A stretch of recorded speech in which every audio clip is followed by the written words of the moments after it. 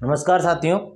पिछले दो वीडियो में अपने स्थानीय स्वशासन पंचायत राज के बारे में पढ़ा था और पिछले वीडियो में अपने 243C आर्टिकल 243C जो संरचना के बारे में, पंचायत राज संस्थाओं की संरचना के बारे में पढ़ा था, उनके बारे में पढ़ा था। अब उसके आगे अपन आगे चलेंगे।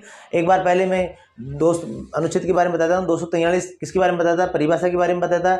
243A से बता असेंबली अर्थात ग्राम सभा के बारे में बात करता है। 243B का मतलब बुलेटिन बनना, तो पंचायत राज संस्थाओं के गठन के बारे में बात करता है। सी का मतलब संरचना, और सी यानी संरचना और ग्राम पंचायत की जो पंचायती राज है उसकी संरचना के बारे में बात करता है। अब बात करते हैं 243D क्या कहता है, 243E क्या कहता है, 243F क्या कहता है, जी क्या कहता है। इनके बारे में अपन धीरे धीरे चर्चा करते जाएंगे। तो डी 243D आर्टिकल 243D से याद रखना, डी यानी दबे हुए, अर्थात दबे हुए लोगों की किसकी जरूरत पड़ती है? आरक्षण की। तो ध्यान रखना, आपने कुछ समझने के तौर पर बता रहा हूं मैं। तो 243D किसके बारे में बात करता है? तो पंचायती राज संस्थाओं में जो राजनीतिक आरक्षण की बात करता है कि SC और ST को कितना परसेंट क्या होना चाहिए? आरक्षण होना चाहिए, और महिलाओं को कितना परसेंट आरक्षण होना चाहिए। ध्यान रखना, 243D में ये कहा गया है कि जो ओबीसी है, ओबीसी को आरक्षण राज्य विधानमंडल के जैसे तय करेगा उसी के हिसाब से होगा। तो राज्य विधानमंडल जैसे तय करेगा उसी के हिसाब से आरक्षण होगा।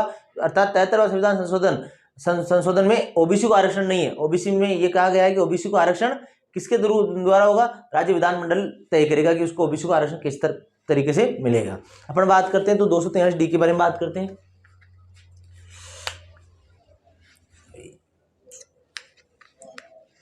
ये पूरा खराब हो रहा। अनुच्छेद 243D कैपिटल डी है क्योंकि 73वें संविधान संशोधन के तहत जोड़ा गया था। तो देखो इसके तहत क्या है? इसके तहत SC व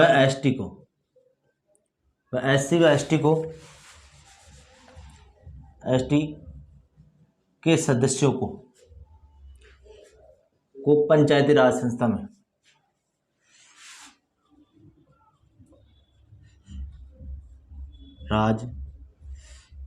में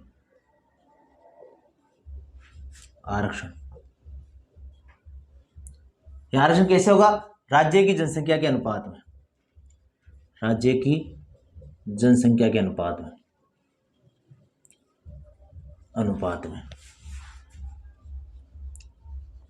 कि राज्य की जनसंख्या है, माना कि 1 करोड़ जनसंख्या, राज्य की जनसंख्या 1 लाख है, और SC की प्रतिशत कितनी? 13% है। तो जो सदस्य निर्वाचित होंगे पंचायती राज संस्थाओं के लिए, जो सदस्य निर्वाचित होंगे उसमें 13% क्या होंगे? SC के होंगे, वैसे ST के होंगे। ठीक है, तो ध्यान रखना। तो जनसंख्या के अनुपात में तथा महिलाओं को किसको? महिलाओं को 1/3%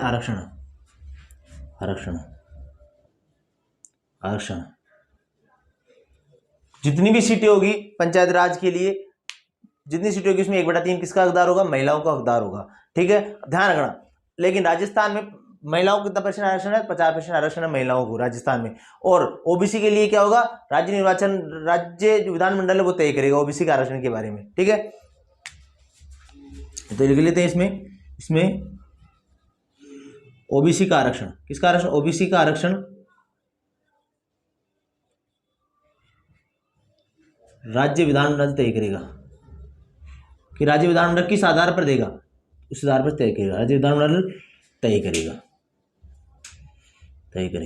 अब राजस्थान के परिप्रेक्ष्य में देखिए तो नोट आगे लिखते हैं। नोट, राजस्थान में पंचायती राज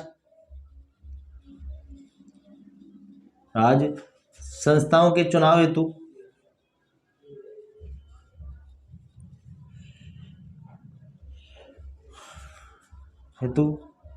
आरक्षण, चुनाव हेतु महिलाओं का आरक्षण,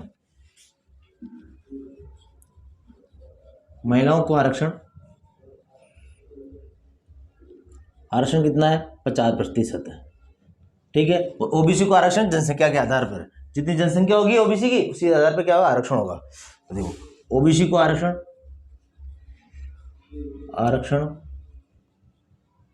राजस्थान में, दोनों चीजें कहां पर है? राजस्थान में ओबीसी को आरक्षण जनसंख्या के अनुपात में होगा।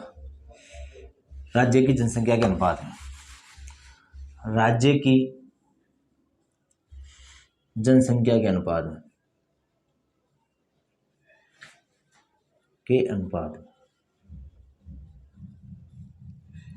ठीक है। ये ध्यान रखना कि डी का मतलब दबा हुआ, अर्थात लोग समझने के लिए आरक्षण, दबे हुए लोगों की जरूरत पड़ती है आरक्षण की। ऐसे राष्ट्रीय आरक्षण 73वां संविधान संशोधन 1992 में है, ठीक है। और ये आरक्षण कब तक रहेगा, ये भी ध्यान रखना, SC ST और को आरक्षण कब तक रहेगा, जब तक अनुच्छेद 334 में, किसमें 334 में जब तक आरक्षण रहेगा तब तक इनमें इनको आरक्षण रहेगा, ठीक है। ये भी लिख लो नोट, जब तक अनुच्छेद 334 रहेगा तब तक SC व ST को आरक्षण रहेगा,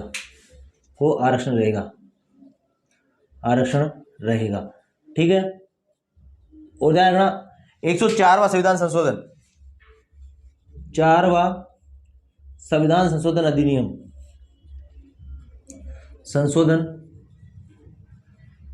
अधिनियम 2020 में अनुच्छेद 334 को 2020 से बढ़ाकर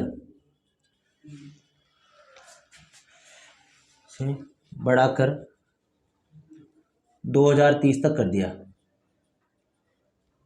कर दिया, अर्थात आरक्षण को कितने 10 साल के लिए बढ़ा दिया गया, किसके द्वारा, तो संविधान संशोधन अधिनियम के द्वारा 2020 से क्या कर दिया गया, 2030 से कर दिया। कौन सा संविधान संशोधन, 104वां संविधान संशोधन, ठीक है। देखो आगे चलते हैं। ओबीसी के आरक्षण का निर्णय किस आधार पर होगा, राज्य विधानमंडल जैसे तय करेगी उस हिसाब से, है ना। और राजस्थान में किसे तय कर रखा है, तो जनसंख्या के आधार पर।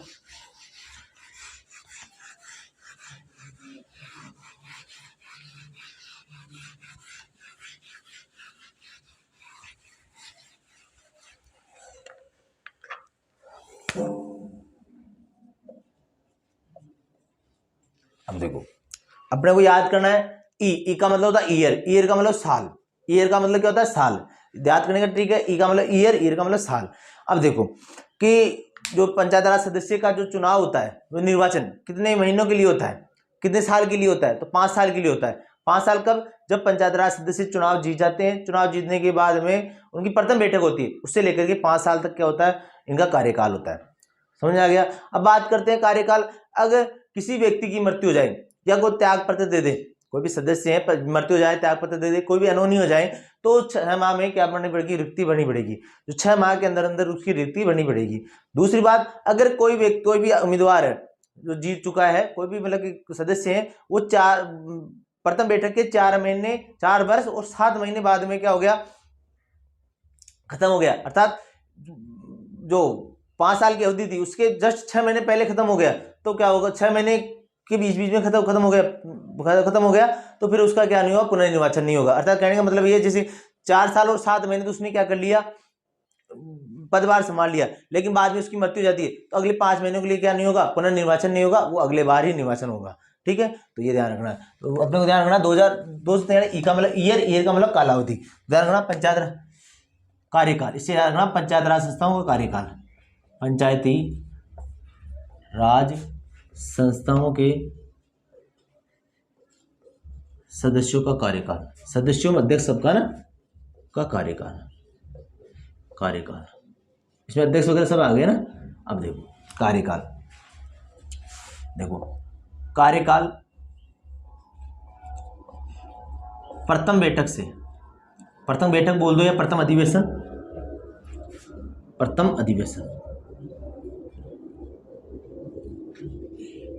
से, प्रथम बैठक या प्रथम अधिवेशन से 5 वर्ष तक, पहली चीज तो ये। दूसरी चीज क्या है, इसी में कही गई है, यदि किसी सदस्य की मृत्यु या त्याग पत्र देने पर 6 माह के भीतर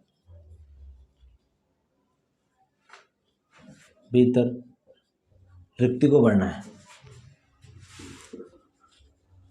रिक्त पद को भरना है। और क्या ध्यान रखना है? और यदि किसी सदस्य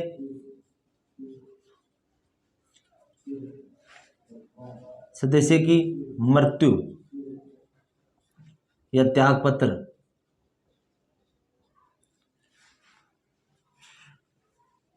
कार्यकाल खत्म होने के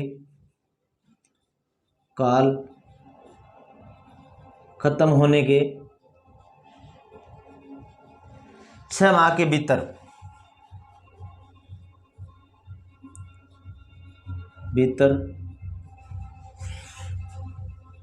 होगी। यदि किसी सदस्य की मृत्यु त्यागपत्र कार्यकाल खत्म होने के 6 माह के भीतर होता है तो पुनर्निर्वाचन नहीं होगा। ध्यान रखना, लास्ट के 6 महीने बचे, कार्यकाल खत्म होने के 6 महीने, बीच में क्या होगी? मृत्यु होगी किसी सदस्य की, तो आपका क्या नहीं होगा? उस सदस्य के लिए क्या नहीं होगा? पुनर्निर्वाचन नहीं होगा। तो एक चीज और ध्यान रखनी है अपने को कि जैसे कोई सदस्य है, सदस्य 2 साल जैसे प्रथम बैठक हुई, उसके 2 साल के बाद में खत्म हो गया, तो जो नेक्स्ट सदस्य बनेगा वो 6 अवधि के लिए बनेगा, न कि 5 साल के लिए। तो ये भी चीज लिख लेते हैं अपन।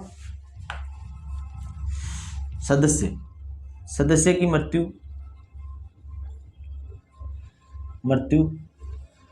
होने पर पुनर्निर्वाचन, मृत्यु या त्यागपत्र दोनों लिखना, ध्यान रखना, मृत्यु या त्यागपत्र होने पर पुनर्निर्वाचन के पश्चात बना सदस्य का कार्यकाल शेष अवधि के लिए होगा। शेष अवधि के लिए होगा, न कि 5 साल के लिए होगा। यहाँ तक बात समझनी है। कितने समय के लिए होगा? शेष अवधि के लिए, न कि 5 साल के लिए। ठीक है, तो ये चीज है।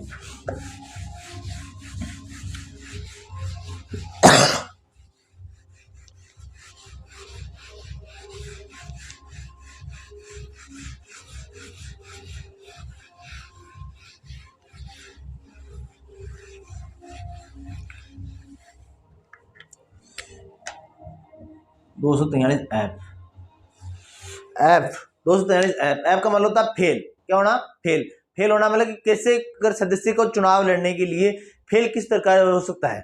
कोई भी सदस्य अगर पंचायत राज संस्था को चुनाव लड़ता है तो किस तरीके से फेल हो सकता है। फेल होने का मतलब क्या? उसके पास योग्यता नहीं है, अर्थात अयोग्यता की, क्योंकि संविधान में जो 73 संविधान संशोधन 1992 है, उसमें निर्योग्यता के बारे में कि अयोग्यता के बारे में बताई गई है। तो उसमें एक बताया गया कि उसकी उम्र, जो सदस्य चुनाव लड़ता है, ध्यान रखना, वोट देने की उम्र होती है 18 साल।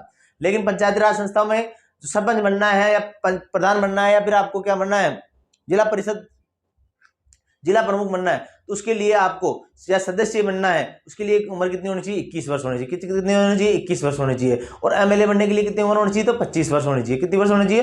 25 वर्ष। तो अपने को अभी पंचायत राज पढ़ रहे हैं तो अपने को ध्यान रखना चाहिए कि भाई वोट देने के लिए, जैसे अपन नॉर्मल बनता था तो वोट देने के लिए अपनी उम्र कितनी होनी चाहिए? 18 साल। लेकिन सदस्य बनने के लिए, सरपंच बनने के लिए या फिर पंचायत राज संस्था को सदस्य बनने के लिए न्यूनतम उम्र कितनी होनी चाहिए? 21 वर्ष होना चाहिए। 21 वर्ष का कम नहीं होना चाहिए, क्योंकि इसमें निर्योग्यता है। 21 वर्ष से नीचे कम का नहीं होना चाहिए, पहली निर्योग्यता दी गई है। बाकी ये कह रखा है कि जैसे राज्य विधानमंडल चाहे, उस प्रकार से निर्योग्यता क्या सेट कर सकता है। ठीक है, तो राज्य उस हिसाब से निर्योग्यता सेट कर सकता है। अब बात करते हैं राजस्थान की, तो 27 नवंबर 1995 के बाद में अगर 2 संतान से ज्यादा संतान होती है तो वो क्या होगा? जो पंचायत राज सदस्यों का चुनाव लेने के लिए हकदार नहीं होगा। दूसरी बात, उसके पास में शौचालय होना चाहिए। क्या होना चाहिए? शौचालय होना चाहिए। शौचालय का मतलब जानते हो, 3 तो दीवार होनी चाहिए और ऊपर टीन शेड होना चाहिए और क्या होना चाहिए? दरवाजा होना चाहिए।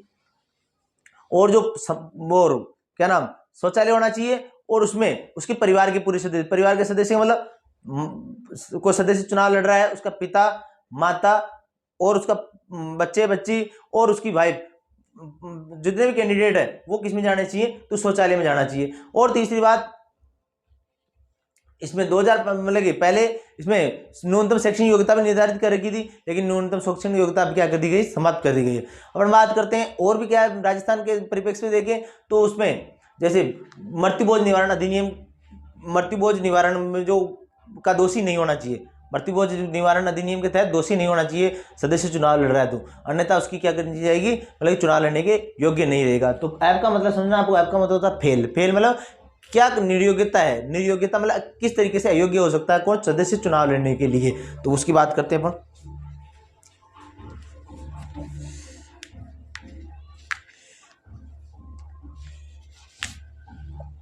पंचायती राज संस्थाओं में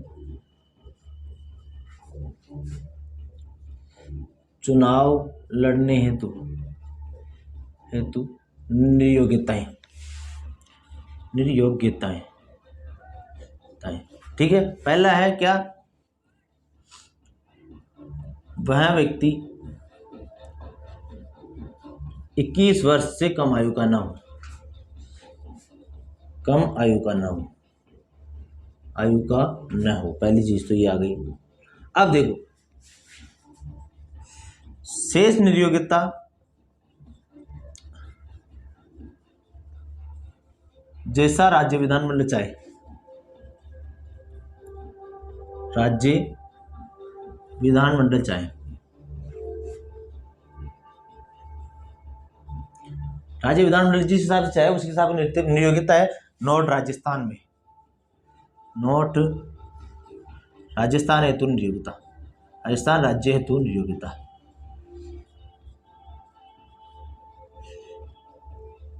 पहली क्या चीज है कि 27 नवंबर 1995 के बाद, 27 नवंबर 1995 के बाद 2 से अधिक संतान न हो, अधिक संतान न हो।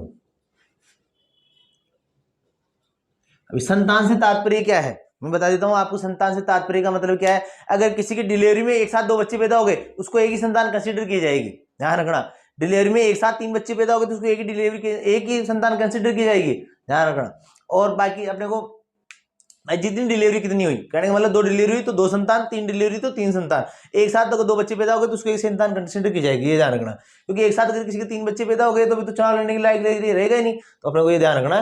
तो 27 नवंबर 1995 के बाद 2 से अधिक संतान नहीं हो, ठीक है। दूसरी कंडीशन क्या है, शौच शौचालय हो,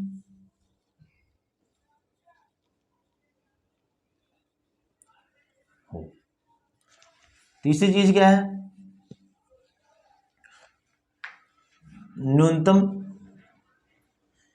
न्यूनतम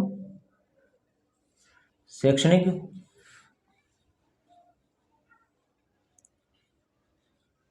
योग्यता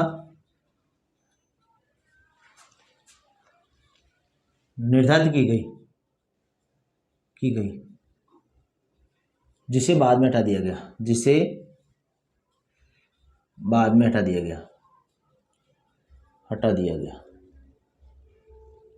ध्यान रखना। न्यूनतम शैक्षणिक योग्यता निर्धारित की गई, जिसे क्या कर दिया गया, हटा दिया गया। अपन बात करते हैं मृत्यु बोझ निवारण अधिनियम का दोषी नहीं हो, मृत्यु बोझ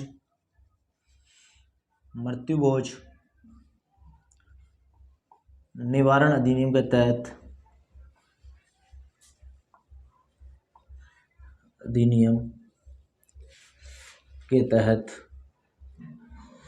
दोषी नहीं हो, क्या नहीं हो, दोषी नहीं हो, ठीक है। शौचालय के बारे में बता दिया गया, 3 तरफ से दीवार होनी चाहिए, आगे क्या होना चाहिए, वो होना चाहिए क्या, गेट होना चाहिए, ऊपर क्या होना चाहिए, टीन शेड होना चाहिए, ठीक है। ऊपर क्या होना चाहिए, छत होनी चाहिए, मतलब टीन शेड की चादर की छत होनी चाहिए, वो क्या होगी, शौचालय होगा, ठीक है। और उसके परिवार के सदस्य उसमें जाते हो शौचालय में, ठीक है। तो ये उसकी कंडीशन है। अब बात करते हैं नेक्स्ट,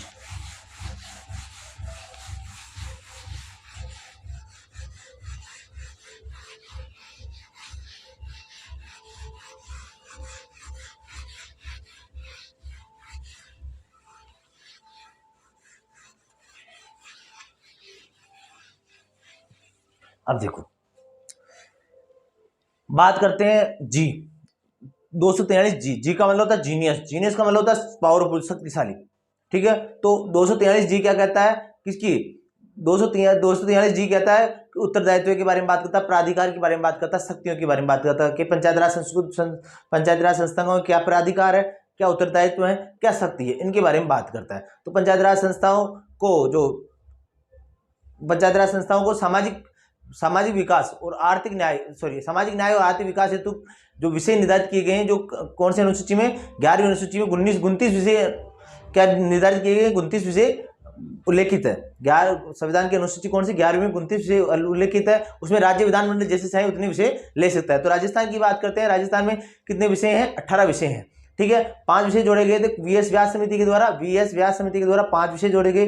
प्राथमिक शिक्षा, प्राथमिक चिकित्सा, बात करते हैं कृषि, सामाजिक न्याय और अधिकारिता और महिला और बाल विकास, ये 5 सब्जेक्ट और जोड़े गए थे। तो क्वेश्चन आ सकता है कि वीएस कौन सी समिति की सिफारिश पर राजस्थान में कार्य विषय जोड़े गए, तो 5 विषय जोड़े गए। कौन कौन से, तो वापस याद रख लेना। एक तो है प्राथमिक शिक्षा, प्राथमिक चिकित्सा, प्राथमिक और कृषि हो गई, सामाजिक न्याय और अधिकारिता हो गई और महिला और बाल विकास हो गई। 5 विषय और जोड़े गए। कौन सी समिति की सिफारिश पर, वीएस व्यास समिति। अपने को ध्यान रखना, जी का मतलब जीनियस, जीनियस का मतलब शक्ति, पावर। बात करते हैं ये किस किसी बारे में बात करता है, पंचायत राज संस्थाओं को क्या क्या उत्तरदायित्व है, क्या क्या प्राधिकार है, क्या क्या शक्ति है, उनके बारे में बात करता है। कौन सा, 243 जी। 243 जी यह पंचायती राज संस्थाओं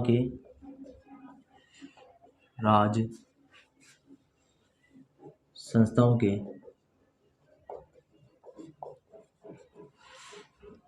उत्तरदायित्व प्राधिकार व शक्तियों के बारे में बात करता है, शक्तियों के बारे में बात करता है। ठीक है, देखो सामाजिक न्याय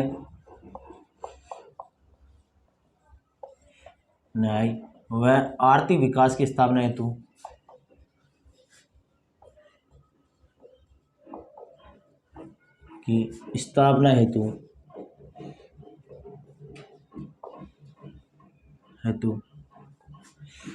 पंचायती राज को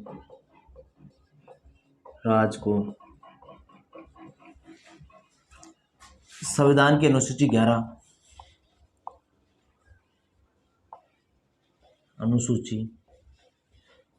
11 के 29 विषय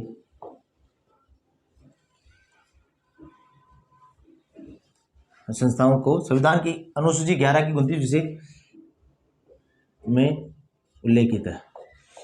कितने विषय हैं, 29 विषय संविधान की अनुसूची, उसके अनुसार राज्य विधानमंडल, ध्यान रखना कितने विषय उल्लेखित है 11वीं अनुसूची में, 29 विषय। राज्य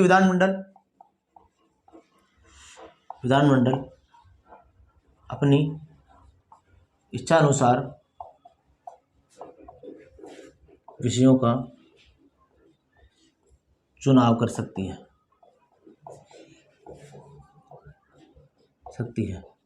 वर्तमान में राजस्थान पंचायती राज में 18 विषयों के तहत कार्य करती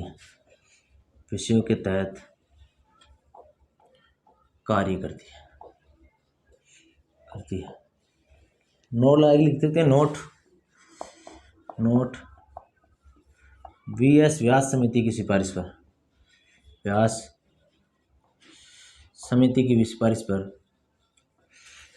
पर 5 विषय जोड़े गए। कौन से विषय, 5 विषय जोड़े गए। कौन कौन से हैं, पहले प्राथमिक शिक्षा,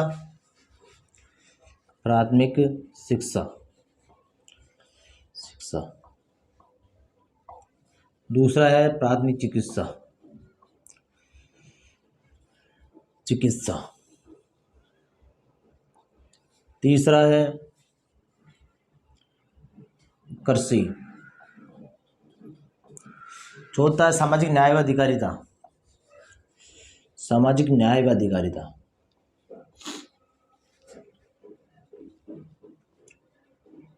अधिकारिता। पांचवा में है महिला व बाल विकास, महिला व बाल विकास।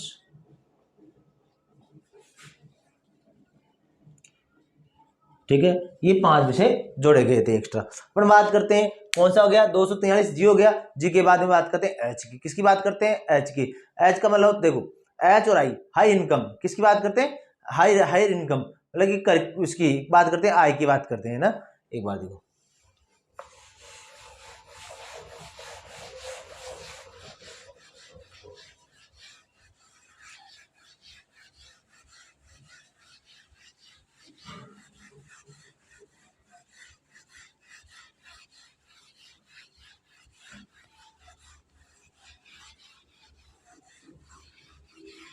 देखो एच का मतलब होता है हाई, और आई का मतलब होता है इनकम। ध्यान रखना, हायर इनकम, हायर इनकम वाला क्या देता है, कर देता है। तो कर रोपण की शक्ति प्रदान करता है कौन, पंचायती राज संस्था को कर रोपण की शक्ति प्रदान करता है कौन सा अनुच्छेद, 243 आई एच। और आई का मतलब आई, मतलब कि हायर इनकम हो गई आई। आई का मतलब क्या होता है, तो आपकी बात करेंगे अपन, वित्त आयोग के बारे में बात करता है कौन सा, 243 आई। तो अपन बात करते हैं 243 एच की।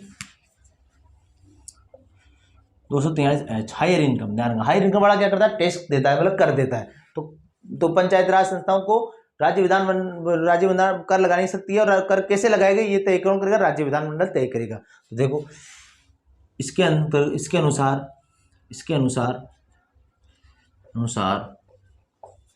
पंचायती राज संस्थाओं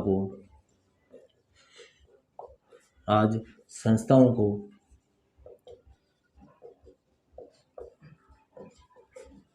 कर लगाने की शक्ति प्रदान है, शक्ति प्रदान है। ये कर राज्य विधानमंडल के आधार पर, राज्य विधानमंडल की कर लगाने शक्ति प्रदान है, कर लगाने की शक्ति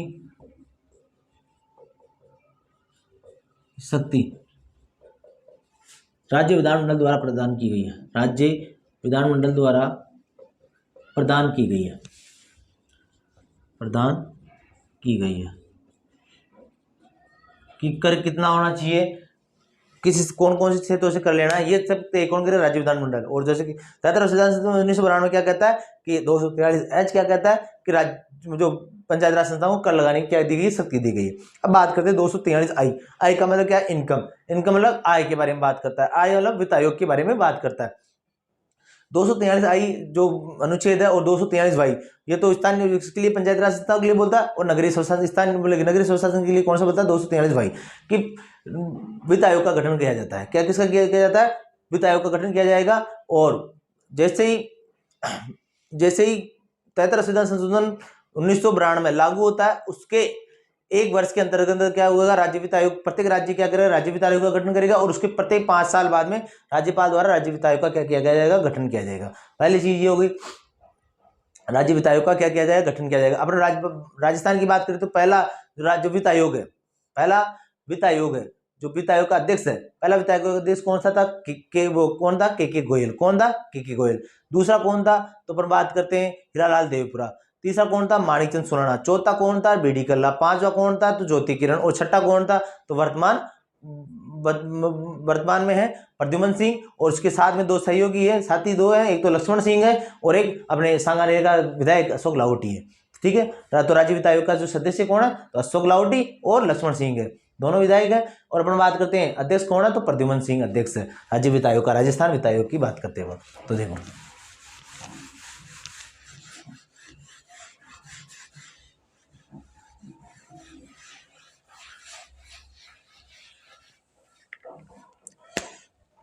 243 आई, यह राज्य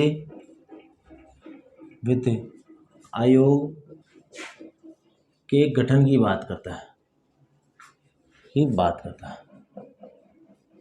करता है। ये क्या कहता है कि 73वां संविधान संशोधन, इसके अंतर्गत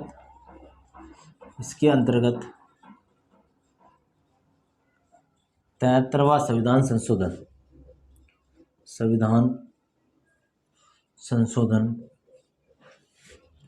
1992 लागू कब हुआ था? तो 1993 में। कब लागू हुआ था? 1993, 24 अप्रैल 1993 में। राजस्थान में कब लागू हुआ? तो 23 अप्रैल 1994 में। राजस्थान में कब लागू हुआ? 23 अप्रैल 1994 में, ध्यान रखना। तो देखो 73वां संविधान संशोधन अधिनियम 1992 के लागू होने के 1 वर्ष के भीतर राज्य वित्त आयोग का गठन करना, वित्त आयोग का क्या करना? गठन करना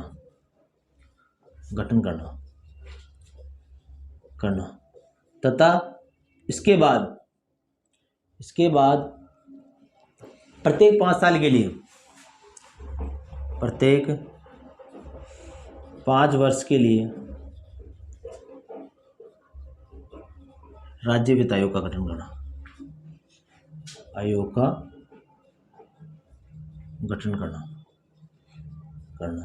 ये किसमें है?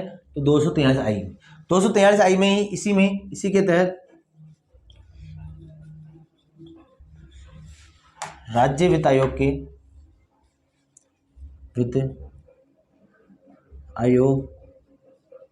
के कार्यों के बारे में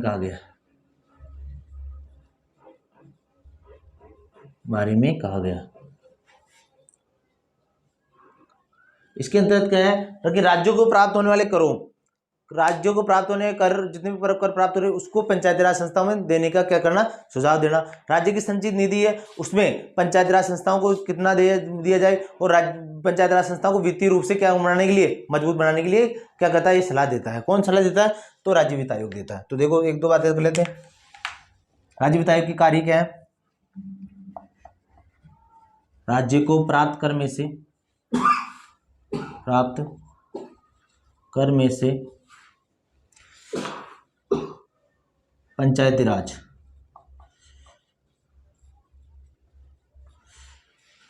संस्था को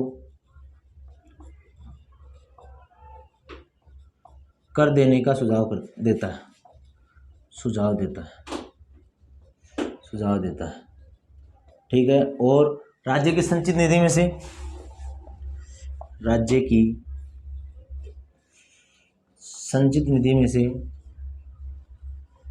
निधि में से किसको?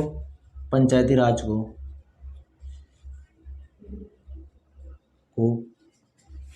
अनुदान देने का सुझाव देता है। क्या देता है? सुझाव देता है। ठीक है। और ध्यान क्या रखना है? पंचायती राज संस्था को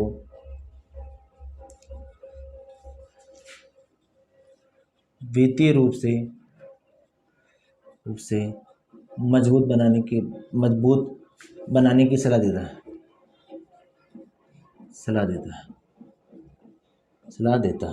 ठीक है। कौन देता है? तो राज्य वित्त आयोग। ठीक है। तो ये सब चीजें हैं राज्य वित्त आयोग के लिए। बात करते हैं कि राजस्थान में प्रथम वित्त आयोग कौन थे? तो के गोयल, इनकी बात करते हैं। राजस्थान की बात करते हैं, बात करते हैं।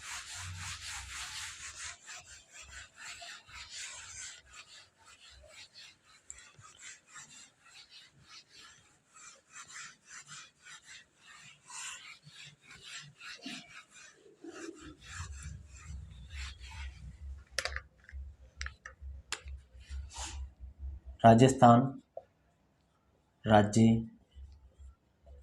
वित्त आयोग के प्रथम अध्यक्ष कौन थे? पहले बात करते हैं कौन था? के गोयल। ठीक है। दूसरे कौन से? दूसरे अध्यक्ष हीरालाल देवपुरा। कौन सा देवपुरा? हीरालाल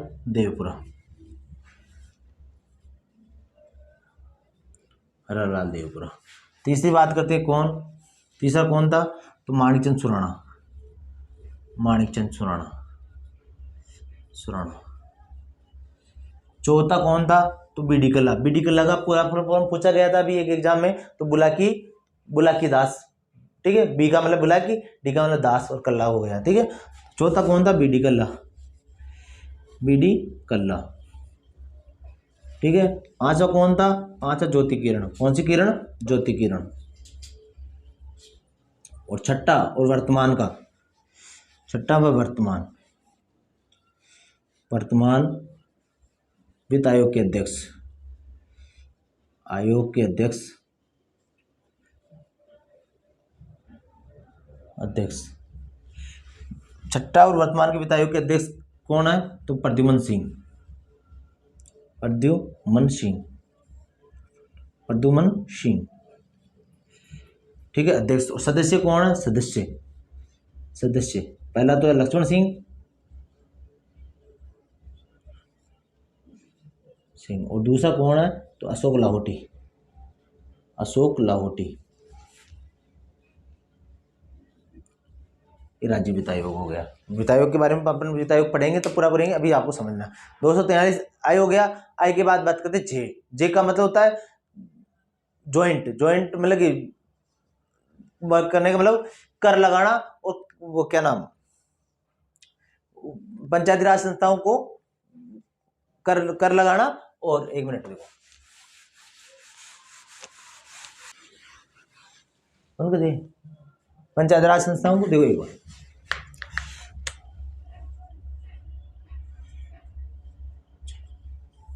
पंचायती राज संस्थाओं को लेखा, और लेखा का जे का मतलब होता है जांच, लेखा और लेखा परीक्षणों की जांच करने का अधिकार किस कौन से अनुच्छेद के तहत है, तो 243 जे के अनुसार। तो देख लो, पंचायती राज संस्था को,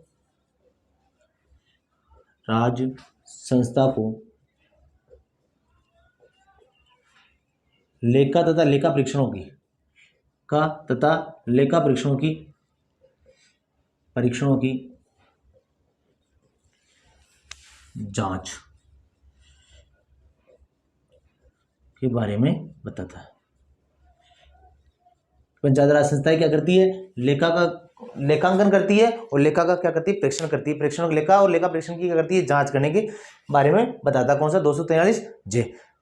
ए B C D E F G H हो गया, आई हो गया, जे हो गया। अब के बात करते हैं, के किसकी बात करते हैं, के का मतलब कमीशन, कमीशन का मतलब निर्वाचन आयोग। किसके बारे में बात करता है, निर्वाचन आयोग के बारे में बात करता है। कौन सा, तो 243 के। तो निर्वाचन आयोग के बारे में तो एक दो चीजें देख लेते हैं। पहला निर्वाचन आयोग कौन था, अमर सिंह। वर्तमान में कौन है, परमवीर सिंह मेहरा।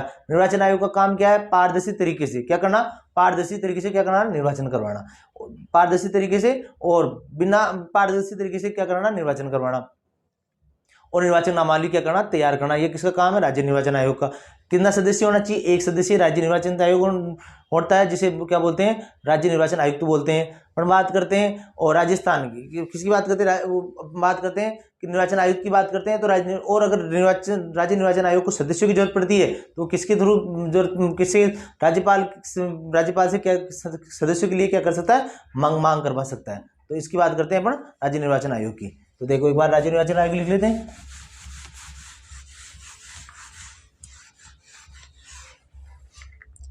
दो सौ 243 के का मतलब कमीशन, कमीशन का मतलब निर्वाचन आयोग। तो देखो 243 निर्वाचन आयोग के, राज्य निर्वाचन आयोग के, ध्यान रखना कौन सा आयोग, राज्य निर्वाचन आयोग के गठन की बात करता है। राज्य निर्वाचन आयोग के गठन की बात करता है, इसके अंतर्गत क्या होना चाहिए, एक सदस्य निर्वाचन आयोग होना चाहिए, एक सदस्य ही निर्वाचन आयुक्त होना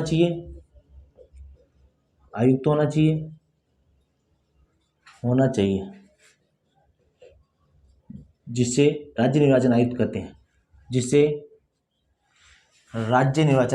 हैं, निर्वाचन आयुक्त कहते हैं। ठीक है, अब बात करते हैं कि जो इसकी सेवा शर्तें और पदावधि है, इसका जो निर्धारण करता है, कौन करता है? सेवा शर्तें और पदावधि का निर्धारण राज्य विधानमंडल अपने अनुसार करेगा। और राजस्थान में कितना है? 5 वर्ष और या 65 वर्ष, जो भी पहले हो, 5 वर्ष या 65 वर्ष। और योग्यता के अनुसार क्या है कि जो भी प्रशासनिक अधिकारी का वरिष्ठतम या फिर बोल दो आपका क्या सेवानिवृत्त अधिकारी क्या होगा? इसका क्या होगा? अध्यक्ष होगा। तो देखो, तो राज्य निर्वाचन आयुक्त कहते हैं, ठीक है। तथा इनकी सेवा शर्तें हैं, पदावधि का निर्धारण, कितने साल का कार्यकाल होगा? पदावधि का निर्धारण कौन करेगा? राज्य विधानमंडल करेगा, ठीक है। इसके अंतर्गत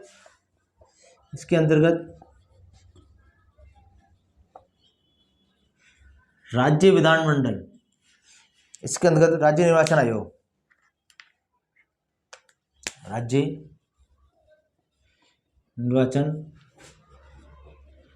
आयोग के सदस्यों को, राज्य निर्वाचन आयोग के सदस्यों को मुख्य जो राज्य मतलब हाई कोर्ट का जो न्यायाधीश है को उसको किस प्रकार से हटाया जाए? उसी प्रक्रिया के द्वारा किसको हटाया जाता है? राज्य निर्वाचन आयोग के सदस्यों को हटाया जाता है। तो देखो, राज्य निर्वाचन आयोग के सदस्य अध्यक्ष को हाई कोर्ट के न्यायाधीश को जिस प्रक्रिया से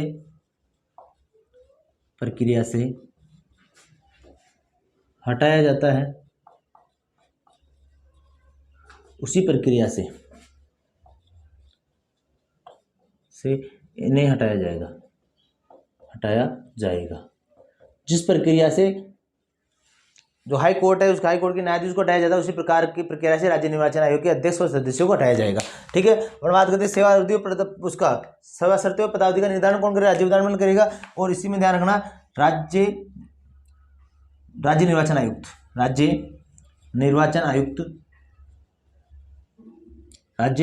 आयुक्त राज्यपाल से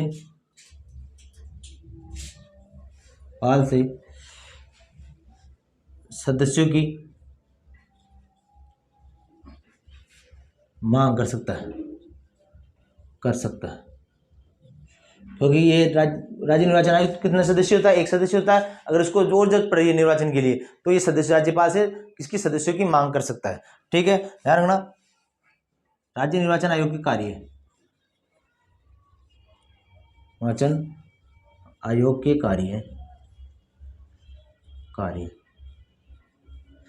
पहला क्या है? पारदर्शी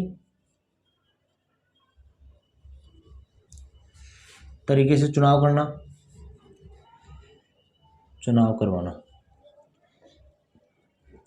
दूसरा क्या कारण बोल सकते हैं अपन? पारदर्शी तरीके से चुनाव करवाना, ये प्रमुख जो महत्वपूर्ण कार्य है कि पारदर्शी तरीके से क्या करना? चुनाव करवाना। ये राज्य निर्वाचन आयोग के कार्य हैं। और एक और चीज लिख लो, निर्वाचक नामावली तैयार करना,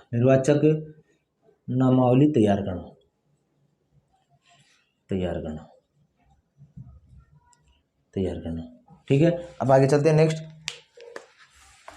राजस्थान निर्वाचन आयोग की बात करते हैं। 2 मिनट।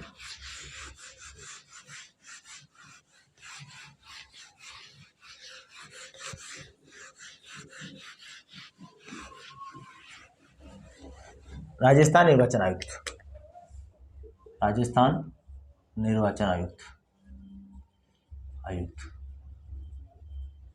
प्रथम कौन था? प्रथम था कौन? अमर सिंह राठौड़, ठीक है। वर्तमान कौन है? प्रेम सिंह मेहरा। योग्यता क्या है? योग्यता है भारतीय प्रशासनिक सेवा का वरिष्ठ अधिकारी, वरिष्ठ या सेवानिवृत्त अधिकारी, सेवानिवृत्त अधिकारी, ठीक है। और कार्यकाल कितना है? 5 वर्ष या 65 वर्ष, जो भी पहले हो। कार्यकाल 5 वर्ष या 65 वर्ष, जो भी पहले हो। ये आप 2243 आई तक पढ़ लिए, आई जे तक पढ़ लिया, के तक पढ़ लिया। अपन बात करें के एल एम एन ओ तक, जो कल अगर नेक्स्ट सेशन में पढ़ेंगे। आज के लिए इतना ही, धन्यवाद।